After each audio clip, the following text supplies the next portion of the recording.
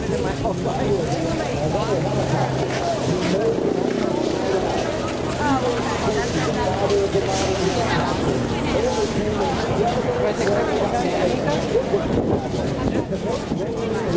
Yeah, walk up. Come on, Dad. Unbelievable. I'm going to show you how awesome my camera's supposed to be.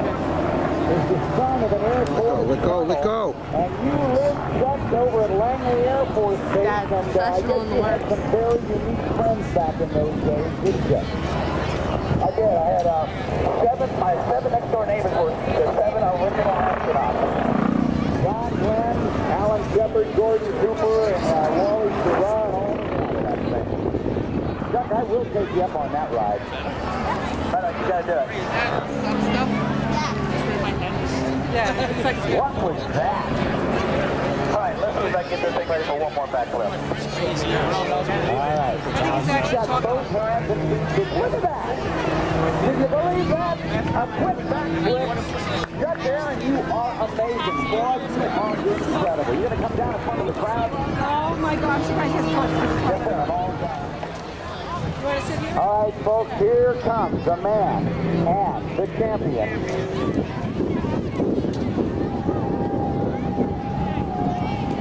Kirby Chambliss inbound right now.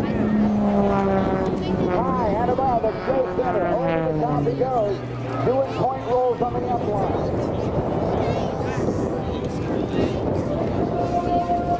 He's been flying since age 13 and has logged over 25,000 hours of that flight time in an airplane. He's a former member of Team USA. He holds 5 U.S. National Aerobatic Championships and 2 Red Bull Air Race World Championship titles. In the edge of 540. He's able to do things with this airplane that no one else is able to do. He puts it into a nice edge, triple tumble, and now going for 4 with a quick recovery. Going into a flat spin. And now recovering head on down towards the show center. Snap rolling the airplane not to the left, but to the right. The snap roll is actually a high-speed stall. Diving down on that 500-foot show line. Pulling up into the vertical as he does point rolls on the up line and a quick snap roll in vertical flight. Now rolls the airplane to the left. Backs it off. Now watch him as he hangs it there once again and backs it up with a torque roll to a snap roll and into another torque roll. Backing it up. Watch him swap in. Power on, smoke on, snap roll on the way down. Dive down, taking all of the available altitude for energy as he works right down over the base. Pulls up with about a 9G pull. Point rolls on the vertical. Slowing the airplane down, rolling it to the left and stopping it right there. Now watch him as he reaches the top.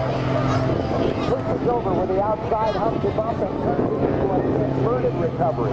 Now pulls through, snap roll, 3/4 to the right on the down line. Will extend out to the right-hand side of the aerobatic box.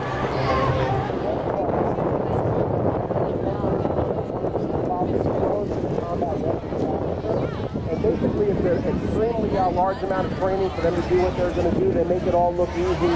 But if you can picture this thing going on in the middle of the ocean someplace overnight, well, let's say an American soldier hurt in Afghanistan, maybe in a crash helicopter, decided to jump in, draws the light back to cut open an air. Everybody saw the movie The Perfect Storm?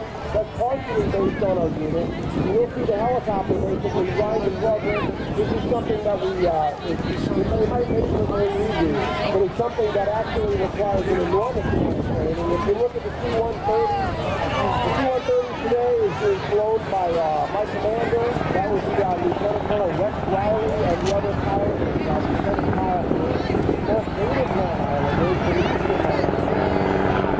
but they're flying right over the crowd today, and I want you to imagine how tough that is for that helicopter.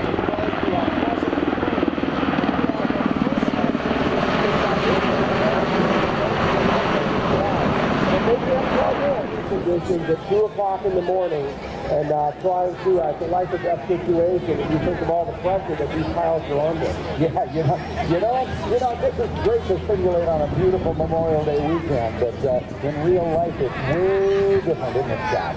Oh, absolutely. I know one of the rescues that I was on was about 1,000 miles from land.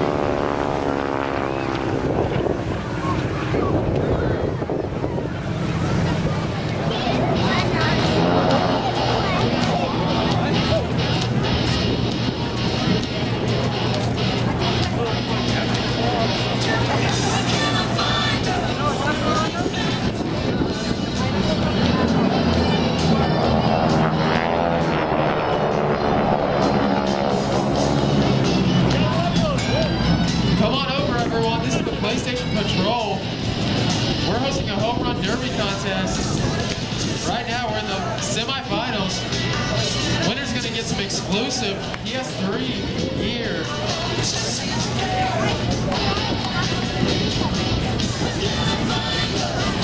We have games for all ages, so come on over and get your hands on a controller. Got our winner over here, Zach did a good job too, though. It was a close battle.